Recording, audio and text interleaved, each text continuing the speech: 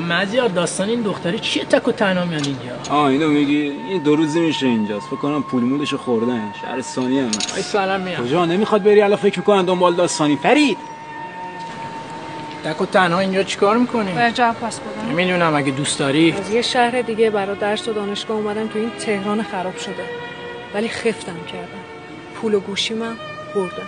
شب باورت نشه تو پول خوابگاه هم ندارم. شمارم هم نمیده. من شماره‌تو نخواستم. مگه میشه؟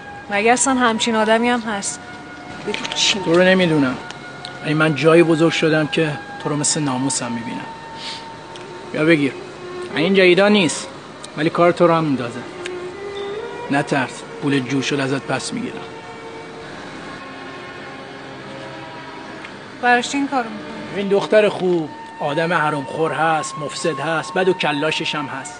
ولی باور کن هستن آدمایی که هنوز انسانیت یادشون نرفته. غیرت هم اجازه نداد تو رو اینجا تک و تنها ببینم. خونمون ته اون کوچه است. امشب برو اون تو باش. فردا هم خدا بزرگه. نترس. ننمون توه.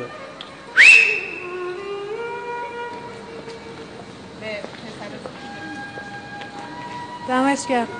راستی داشت یادم میرفت که مردونگی هنوز هم وجود داره. پاک میزدی رو سنگ سرما آتیش کشیدی